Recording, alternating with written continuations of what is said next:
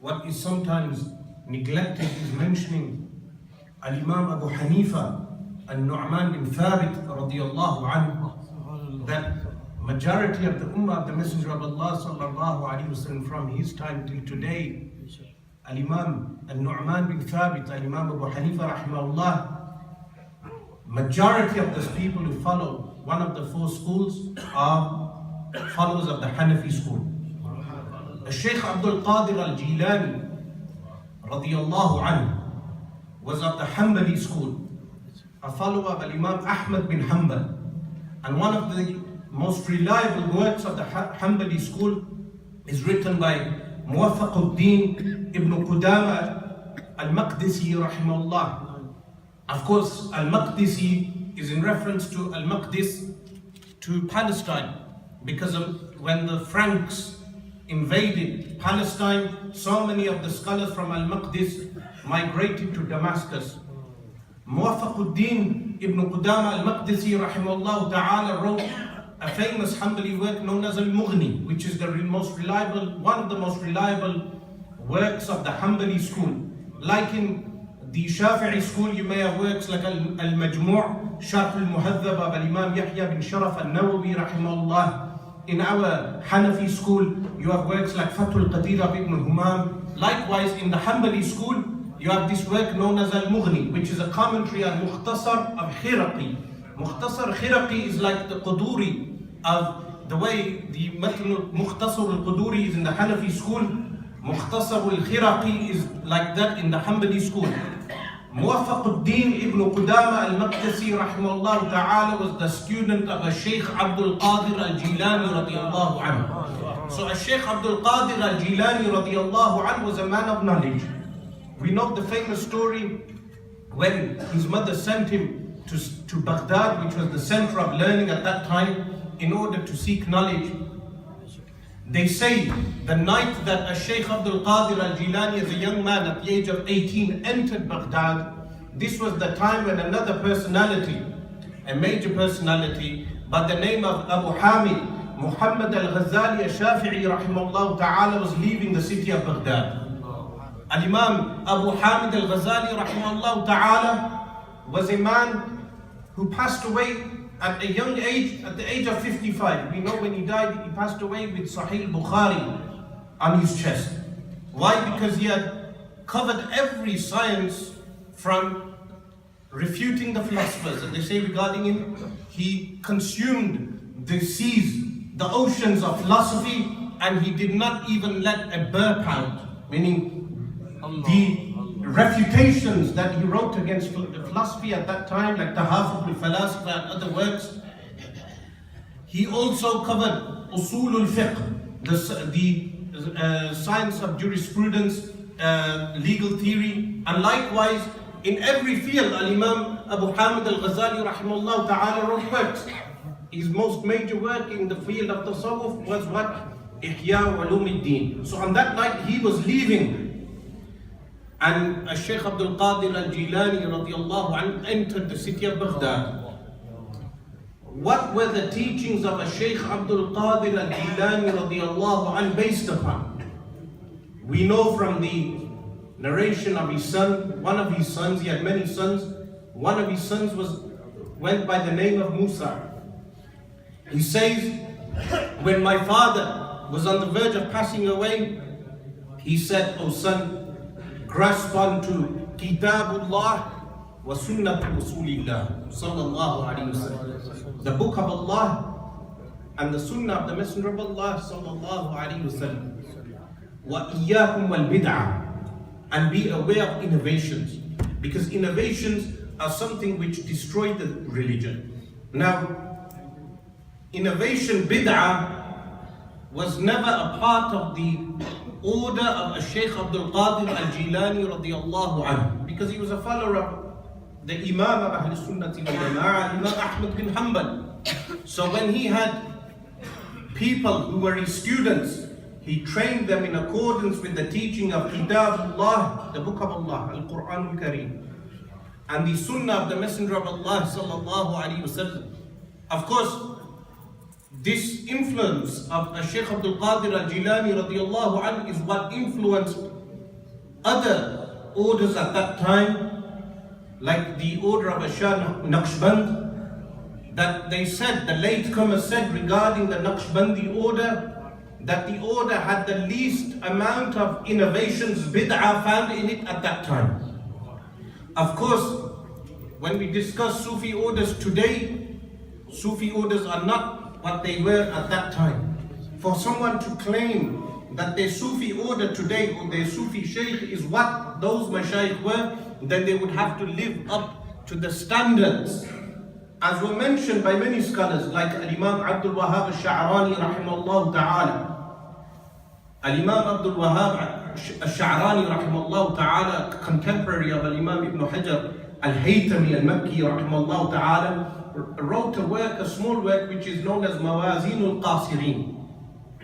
In this work, Mawazin al-Qasirin, he places down the conditions for those people who claim to have reached wilayah, meaning closeness to Allah subhanahu wa ta'ala. Of course, if someone observes those conditions which were placed by Imam Abdul Wahhab al-Sha'rani and places that scale today on the people today, they will realize these people are not following the way of the pious predecessors.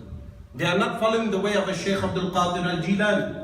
But what I wanted to summarize today was some of the teachings of these correct orders, which people call tasawwuf, others would call tazkiyah, others would call ihsan, because the Messenger of Allah sallallahu alaihi wasallam, when asked by Sayyiduna Jibreel alayhi salam, he was asked regarding four things in fact. One was Islam, Iman, Ihsan, and Ashratu Sa'a, or the time, Mata Sa'a, when is the hour, and also the signs of the hour. The third question relating to Al-Ihsan is perfection, meaning the servant has a relationship with Allah subhanahu wa ta'ala which he perfects. And the Messenger of Allah sallallahu alayhi wa sallam defined this as أن تعبد الله كأنك تراه فإن لم تكن تراه فإنه يراك. That you worship Allah as if you see Him. This is a spiritual state, a perfection of the ibadah. فَإِن لَمْ تَكُنْ تَرَاهُ, if you do not see Him, because ru'yatullah in the earth is impossible for us, because of the way we are created. The ru'yatullah is in the hereafter. Of course, the Mu'tazila oppose this, but the Ahl Sunnati wal Jama'ah believe that the ru'yatullah, vision of Allah, will take place in al-akhirah. فَإِن لَمْ تَكُنْ تَرَاهُ, if you do not see Him, then know that He sees you. This state, every human being is ordered to realize this state. This state, we would say, is تحقيق العبودية, realizing our servitude to Allah subhanahu wa ta'ala. People call this suluk, traversing the spiritual path. Others call this tazkiyah, others call this tasawwuf. Every human being, when he is born, he recognizes his creator and is on a spiritual journey to his creator. وَنَبْلُوكُمْ بِالشَّرِّ وَالْخَيْرِ فِتْنَةً وَإِلَيْنَا تُرْجَعُونَ.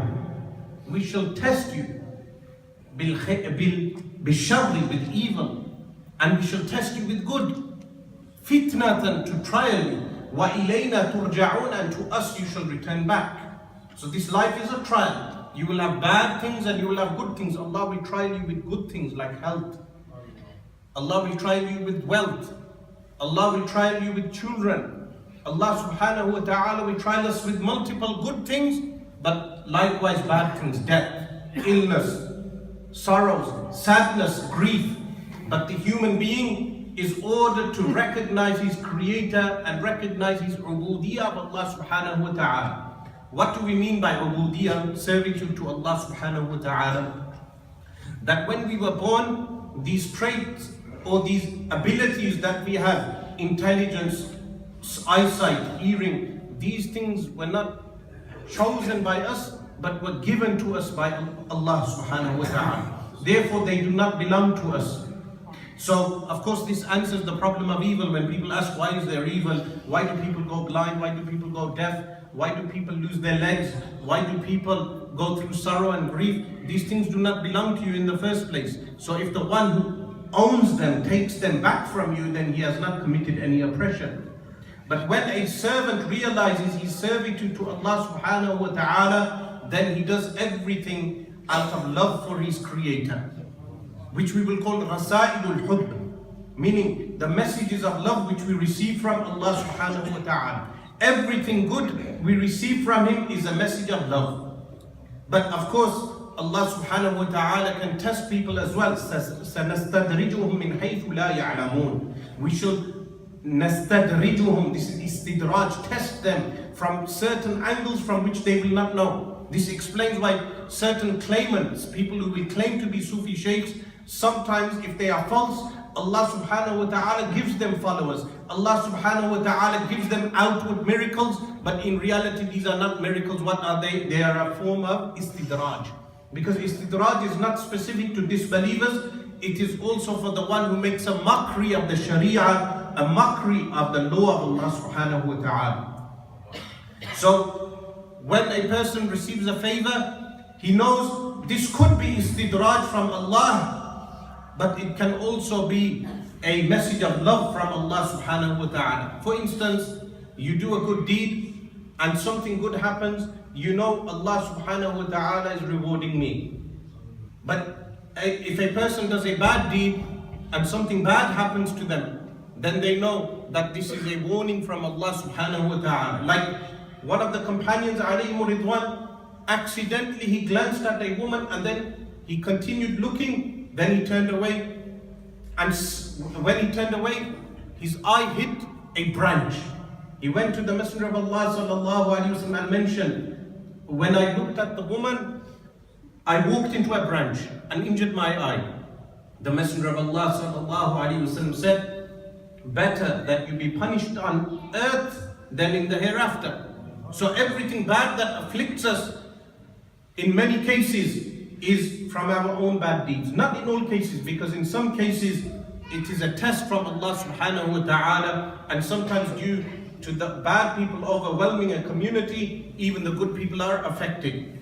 But this personal relationship with Allah subhanahu wa ta'ala is what scholars like Shaykh Abdul Qadir al-Jilani radiallahu anhu taught people how to go through this journey with Allah subhanahu wa ta'ala. Meaning, this journey to Allah subhanahu wa ta'ala, but recognizing your creator and recognizing your identity. Practically speaking, how does a person travel this path? Firstly, when a person may say, intellectually I believe in Allah, meaning all the intellectual proofs have been presented by the ulama, the scholars of Islam, they have given the intellectual proofs. I've read the Quran, I believe in the Quran. I have read and heard the ahadith, the sayings of the Messenger of Allah sallallahu alaihi wasallam. I believe in this, but my nature makes it difficult for me to practice Islam, to practically follow Islam. What do I do in such a case? Because a person has tabi'ah, his nature, he has maylan, meaning he inclines to certain things. When he inclines to desires, those desires take him away from Allah subhanahu wa ta'ala. How does he remove these inclinations and stop sinning? Firstly, when a person relies upon himself, then he has failed in the first step. Because to whom should he turn? He should turn to Allah subhanahu wa ta'ala. This is why even the greatest sinner, if he chose a time every day where he went and sat down alone in a room, and in that room he supplicates to Allah subhanahu wa ta'ala. A person drinks alcohol, a person commits fornication, a person commits different sins, stealing money from people, backbiting, ghiba, namima, spreading false rumors regarding people, sins of the tongue, sins of the eyes, sins of the hands, and these sins become a veil between him and Allah subhanahu wa ta'ala. He feels the darkness on his heart, regarding which Allah subhanahu wa ta'ala says, كَلَّا بَلْ رَانَ عَلَىٰ قُلُوبِهِمْ مَا كَانُوا يَكْسِبُونَ. This darkness on the heart is due to what we acquire, the acquisition of sins. But he wants to break this habit. The very first thing that he has learned, the very first thing that he has done correctly is that he wants to break the habit.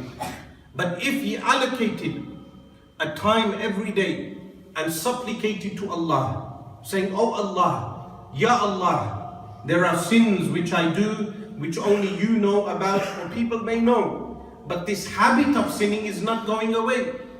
Oh Allah, remove this habit of sinning from me." He will supplicate one day, he will supplicate a second day, he will supplicate a third day, he will supplicate for months and years. Eventually Allah subhanahu wa ta'ala will create asbab, means by which those sins will be removed and the habit of sinning will be removed. Meaning, who controls everything? Allah subhanahu wa ta'ala. If someone is drinking due to bad company, he supplicates to Allah subhanahu wa ta'ala regularly, "Oh Allah, remove this sin." Eventually Allah subhanahu wa ta'ala will create such means around him that the bad company will be removed. This does not only apply to a Muslim, but applies to a non-Muslim. How? If there is a sincere atheist, a sincere person who supplicates and says, "Alone, if there is a God, then guide me," that atheist shall be guided to Islam. This is a fact. So likewise, the sinner, when he supplicates to Allah subhanahu wa ta'ala, Allah subhanahu wa ta'ala eventually will remove those sins. Someone may say, "What about all those sins that I have acquired? Will Allah subhanahu wa ta'ala forgive those sins?" Firstly, when a human being intends to carry out a good deed, Allah subhanahu wa ta'ala orders the two angels, Ar-Raqibu and Al-Atid, to write down one good deed. He only intends. When he carries out the good deed, the angels write down 10 good deeds. When a person intends to carry out a bad deed, the angels are ordered, "Do not write down any bad deed." When he carries out the bad deed, in the Mustadrak of Imam al-Hakim, the narration says 3 hours. In another narration, 6 hours. The angel is ordered to wait 6 hours before writing down one bad deed. But not only this, the good deeds then will erase the bad deeds. So one good deed will equal to 10 good deeds, and one bad deed is one bad deed if he does not do tawbah, if he does not repent to Allah subhanahu wa ta'ala. The good deed will erase the bad deed. But not only this, Allah subhanahu wa ta'ala, when the servant repents to Allah, Allah subhanahu wa ta'ala changes his bad deeds into good deeds. This is why on the day of judgment, when the scroll shall be opened, there will be a man who will see all good deeds. This is a namudhaj, meaning it will not occur with one man, this will occur with numerous believers. He will see a scroll, and the scroll will go on as far as the eye can see, all good deeds. He will say, "Oh Allah, there are bad deeds which I did, which I do not see in my scroll." Allah subhanahu wa ta'ala shall tell him that Allah subhanahu wa ta'ala changed all those bad deeds into good deeds. So someone who has not been praying, and he starts to pray, and he repents to Allah subhanahu wa ta'ala, "At-ta'ibu min al-dhanbi kaman la dhanba lahu." The repentant to Allah, it is as if he has no sin upon him. What will happen? At Fajr time, he prays Fajr. He prays 2 sunnah, and he intends 2 rak'atayn of Fajr, the first Fajr I ever missed in my life, qada. He then prays his Fajr prayer, the time which is it. At Dhuhr time, afternoon prayer, he prays 4 sunnah, but also 4 rak'at, 4 cycles of Dhuhr prayer, which he missed in his life, the first one. And then he prays 4 fard and 2 sunnah and 2 nafil. Asr time comes, he prays 4 sunnah, but 4 sunnah of Asr prayer, which he also missed in his previous days of Jahiliyyah, days of ignorance. Like this, he carries on doing this, but he dies after 2 years. What will Allah subhanahu wa ta'ala do? Allah subhanahu wa ta'ala will change all his bad deeds into good deeds. And Allah subhanahu wa ta'ala shall reward him for his intention also. So is there any reason for despair? Is there any reason for any human being to despair regarding the mercy of Allah subhanahu wa ta'ala? This relationship between the servant and his creator is what was known as the path, tariqah. This is what the path was, meaning training the individual to realize his relationship with his Lord. Later on it became, when false claimants came along, they made it a path of making money, acquiring money, gaining followers, recruiting people, making sure they stay in the group, meaning a cult-like behavior. This occurred later. But initially, the path of tasawwuf was a path of bringing people close to Allah subhanahu wa ta'ala. Why would you think people who claim to do da'wah of Allah, they only choose Britain or America or Europe to do da'wah to people? Only, meaning, we are not saying that they should not come here, but they never choose to go to Middle Africa, where the Christians are converting people to Christianity, making them leave Islam in their thousands. Why do they not go to those poor regions and invite people to Islam? Because when they tour these areas, they acquire wealth and they acquire followers. But the original path of Shaykh Abdul Qadir al-Jilani radiallahu anhu was a path of knowledge and a path of concentrating on that relationship between the servant and Allah. Otherwise, why would Shaykh Abdul Qadir al-Jilani radiallahu anhu say in his famous Al-Khamariyah, which Al-Imam Ahmad Rida Khan rahimahullah ta'ala has written a commentary upon, Darastul ilma hatta sirtu qutuban, that I studied knowledge until I reached the status of qutub, meaning the pole, meaning a spiritual station. But how did he attain this station? Through studying knowledge. Darastul ilma. Not only this, if he had not studied knowledge, then the likes of Muwaffaquddin ibn Qudama al-Maqdisi rahimahullah would not have come and studied under him. And the Hanbali madhab is a madhab which the latecomers like Ibn Balban rahimahullah, who died in the year 1083, he has a famous Hanbali text known as Akhsar al-Mukhtasarat, which is one of the most reliable Hanbali texts. He also has an Aqidah text known as Qala'id al-Iqyan. Ibn Balban mentions in some of the manuscripts, if you check, Ibn Balban mentions a chain of narration of Hanbali Mashayikh which goes through Abu al-Abbas Ahmad bin Taymiyyah. Abu al-Abbas Ahmad bin Taymiyyah, that Abu al-Abbas Ahmad bin Taymiyyah states that his tariqah is also Qadiri, and his chain of silsila goes back to a Shaykh Abdul Qadir al-Jilani radiyallahu ta'ala anhu. So, Shaykh Abdul Qadir al-Jilani radiyallahu anhu was a man of knowledge. He wherever he went, he promoted knowledge. Whenever you see any tariqah does not promote knowledge, then this is a sign, a warning sign. Meaning, a student of knowledge wants to study ilm, but when he enters this tariqah, his time is going on to spending time with serving different people and doing other things and going into dunya more. Then he realizes that he has moved away from the original purpose of a tariqah, which is to take a person back and close to Allah subhanahu wa ta'ala. We ask Allah subhanahu wa ta'ala to enable us all to do tawbah, to repent, that in this gathering which was conducted under the name of Shaykh Abdul Qadir al-Jilani radiyallahu anhu, that we continue his message of what? Firstly, doing tawbah. When we do tawbah to Allah, we make the resolve that we shall not return back to the sins that we have done. And we supplicate to Allah subhanahu wa ta'ala in private that Allah subhanahu wa ta'ala help us remove those sins or habit of sinning. The nature of sinning is found in human beings. خُلِقَ الْإِنسَانُ ضَعِيفًا, that the human being was made weak.